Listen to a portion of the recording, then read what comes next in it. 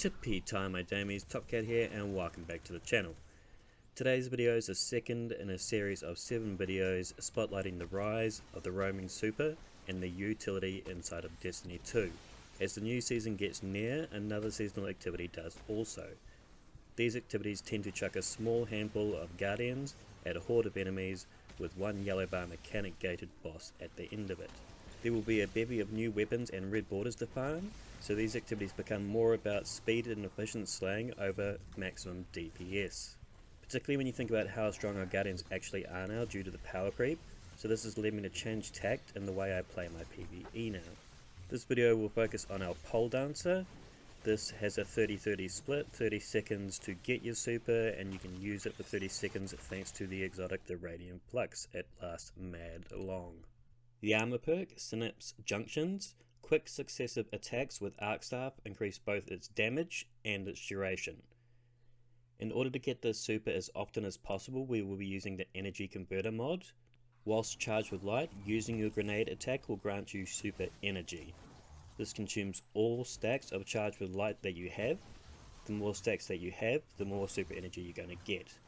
This build allows for us to get 5 stacks with ease. It's baked into the playstyle of how we use it, so you don't have to change your playstyle, which is really great. So the second we exit our super, we're going to yeet out our grenade, and this will instantly net us around 45% of our super energy right off the bat. To set up our charges, we will be using the Supercharge mod, Charged Up, Elemental Charge, and Elemental Light. It's through this system of mods that as we are slaying out with our Arc Staff, we are getting our Charged with Light stacks. And it's because this is a melee based roaming super, we are constantly collecting these wells as we create them.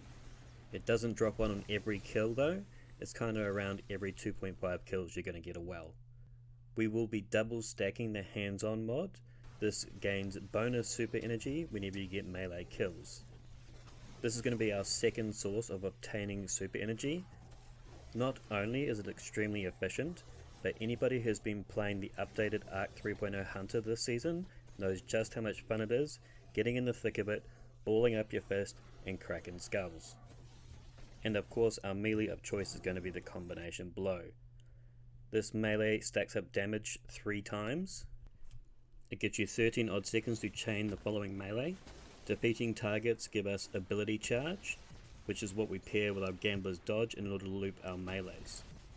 And it also restores your health to boot, so this really has it all. Lethal Current.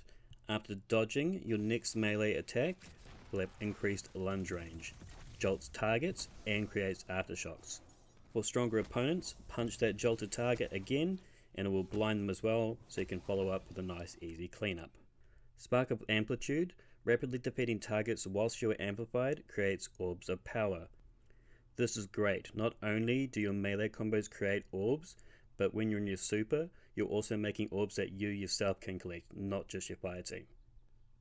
Now this isn't necessary in the slightest, but I've been rocking weapons that have Thresh on them. With Thresh, when you kill combatants, it gives you a small amount of super energy. Our second aspect is Flow State. Defeating jolted targets makes you amplified. Amplified increases movement speed and weapon handling. Whilst you are amplified, your reload speed is greatly increased and you become more resilient whilst you are dodging. We have space on our chest for whatever resistance mods that the activity you are in will require, and Spark of Resistance will help massively with that. Whilst you are surrounded by combatants, you are more resistant to incoming damage. This is a 30% resistance buff, and it is really good and goes a long way keeping you alive. Particularly when you are under light, up there in their faces, this gives you the confidence to stick that jewel out to the end. Never retreat, never surrender. Spark of Feedback. Taking melee damage briefly increases your outgoing melee damage. Spark of Recharge. Whilst you are critically wounded, your melee, but more importantly your grenade energy recharges more quickly. You might find it quite funny, but the Arc subclass actually runs at maximum efficiency when you are in low to mid health, which makes it exciting if nothing else. I'm using Blink for my jump. You can use the standard jumps if you want, but I find Blink the best.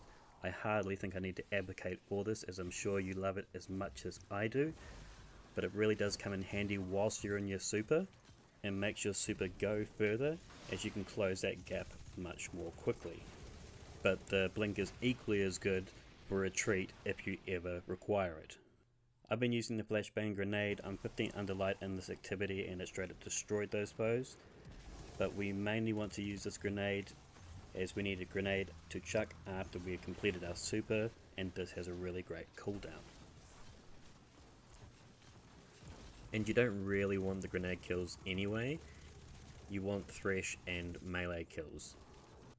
I run one grenade kickstart mod and a bomber mod on our class, as we are forever dodging, and these will ensure that we always have that grenade ready to throw post super. This way we can get that super energy and get back to cracking skulls. This ain't completely necessary for this build, but I have to say I have really been enjoying blinding grenades on this build. My one has blinding, which is still really good. Slideways, so I can get those really easy reloads, and then I'm running frenzy, so that way I can just mitigate that damage loss through the blinding grenade over spike grenade. In terms of my armor stats, ideally you want max resilience and get your recovery and discipline as high as you can. Mobility and strength don't matter as much, as you'll forever be looping those abilities. Most of your hunter mains are probably naturally going to have high mobility stats on your armor, but it really isn't all that necessary on your arc subclasses, particularly being that we now have speed boost up most of the time. In summation guys, 30 seconds super every 30 seconds, fun fist fights, and this build just clears rooms.